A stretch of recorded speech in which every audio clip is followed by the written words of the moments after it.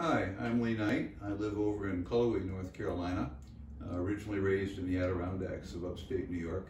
I've been interested in folk music and especially political and labor songs for many, many years now. And one of the things I thought I wanted to share with you is that a lot of women were among the early folk song collectors, and they saved a lot of songs that we might not have anymore because things have changed so much. Some of them, Olive Dame Campbell, who founded the John C. Campbell Folk School not far from where we are. And she got Maud Carpelas and Cecil Sharp involved in the work that they did, and Cecil Sharp's collection up in the Southern Appalachians is one of the major collections in North American folklore. Maud Carpelas went with him on all the trips and then did some field work on her own. Ann and Frank Warner collected the ballad Tom Dooley, which was a big hit for the Kingston Trio in 1959, and they also collected He's Got the Whole World in His Hands. Both of them they collected here in North Carolina. Helen Hartness Flanders collected all over New England, English-Scottish ballads, American songs, textile mill songs. Mary Elizabeth Barnacle collected a lot here in the Southern Appalachians. Up in Canada, Edith Falk and Helen Creighton did major collections up in Canada, which saved a lot of things, especially some of the lumber camp songs and some of the ballads which were going through Canada. And then my own particular favorite, because she was a friend of mine and an important figure in my life, Marjorie Lansing Porter did the major work that was done up in the Adirondack Mountains where I was raised in upstate New York, and I'm currently editing her collection. So women have played an important role in collecting these songs and helping to preserve them, and they mean a lot to us today, sadly not only just for history, but because they still ring true. This song is written by Sarah Ogan Gunning. Sarah Ogan Gunning was part of a major family up in the Kentucky coal fields that got involved in the union movements, and her sister Aunt Molly Jackson and her brother all got moved out of the Kentucky area because of their labor work. Sarah Ogan Gunning wrote one of the more powerful songs back in 1938. Many of these songs, they wanted to get the word out. The message was more important than the tune, so they take their tunes from anywhere. This song is called Dreadful Memories. You can probably guess where they got the tune for this one. It comes from the old hymn, Precious Memories. 1938, Sarah Ogan Gunning up in Kentucky. Dreadful memories, how they linger, how they ever flood my soul, how the workers and their children die from hunger and from cold. Hungry fathers, wearied mothers, living in those dreadful shacks. Little children, cold and hungry, with no clothing on their backs. Dreadful gun thugs and stool pigeons always flock around our door. What's the crime that we've committed? Nothing, only that we're poor. This next song is called The Hungry Ragged Blues. It was written in 1930 by Aunt Molly Jackson, who was a half-sister of Sarah Ogan and Jim Garland, also songwriters from the coal fields of Kentucky. And I love the comment she made about this song. She said, "This song came out of my head, not from the point of a pen." Isn't that a neat statement?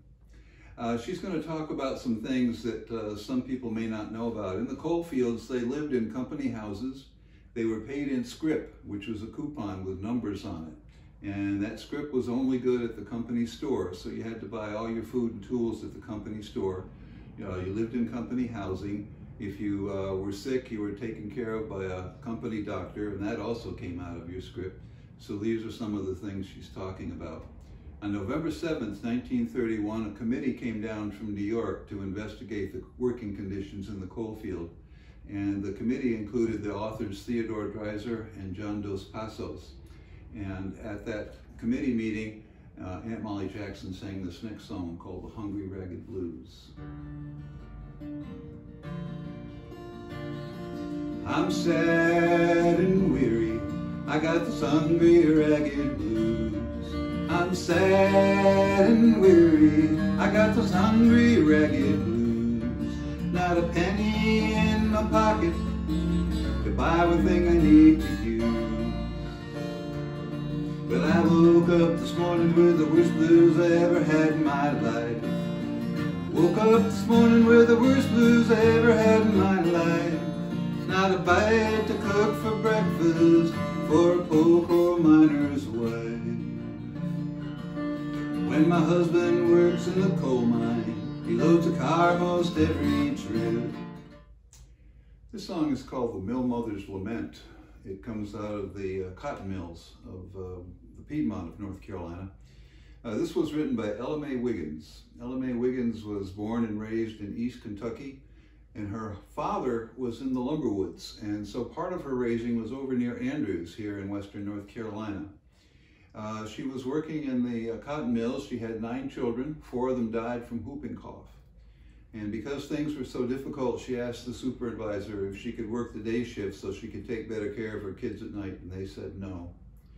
She wrote a lot of labor songs, and they had a big strike in Gastonia in 1929, and on September 14th, she and a bunch of workers were in the back of a pickup truck, and they were going down to join the picket line when a bunch of gun thugs came up and shot them down. And they believed that they were actually hunting for Ella Mae Wiggins because her songs were so powerful. Anyway, she was killed sitting in the back of that pickup truck. One of the gun thugs was a deputy sheriff. She wrote this song before she passed, and this song was sung at her funeral, and it's called The Mill Mother's Lament. We leave our homes in the morning, we kiss our children goodbye.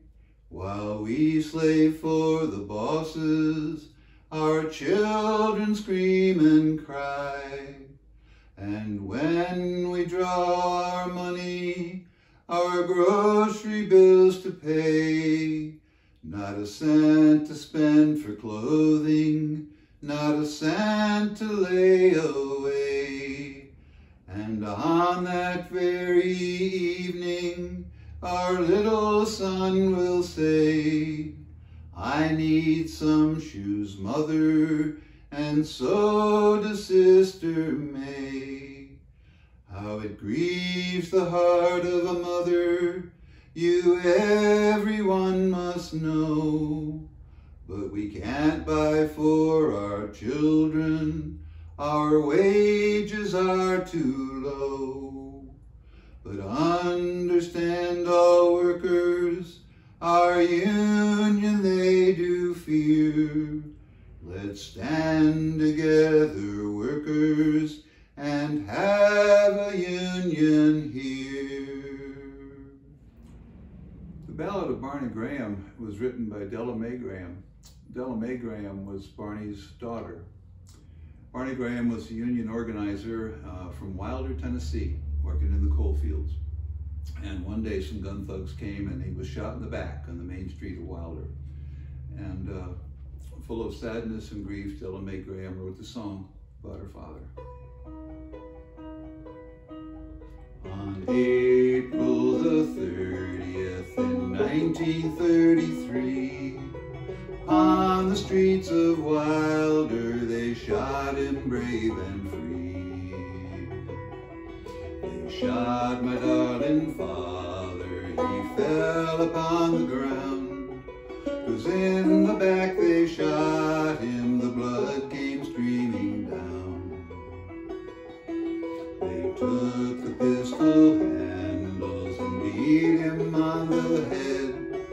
The hired gunmen beat him till he was cold and dead. When he left home that morning, I thought he'd soon return. But for my darling father, my heart shall ever yearn. This song is one of the most famous of the labor songs, actually of the social justice songs that has ever been written. It's called Which Side Are You On? It was written by a coal miner's wife, Florence Reese, in 1931 up in Kentucky. The gun thugs up there were harassing her husband, Sam. Sam was the union organizer. And one day the gun thugs came into the house. Sam wasn't there, but they went through the house with their rifles, and they were poking through the laundry and into the drawers. And Florence was there with her 7 kids, and they were just terrorized. As I say, they didn't find Sam, and when they left guards out front to make sure Sam didn't come back. And the word got to Sam, and he didn't come back. But eventually Florence got so angry, she took a page off the calendar, ripped it off the calendar, turned it over, and wrote this song. It's one of the most powerful songs in American label history. One of the verses it's going to mention J.H. Blair. Again, the gun thugs involved law enforcement officers. In this case, J.H. Blair was both the sheriff and one of the owners of the coal company. Which side are you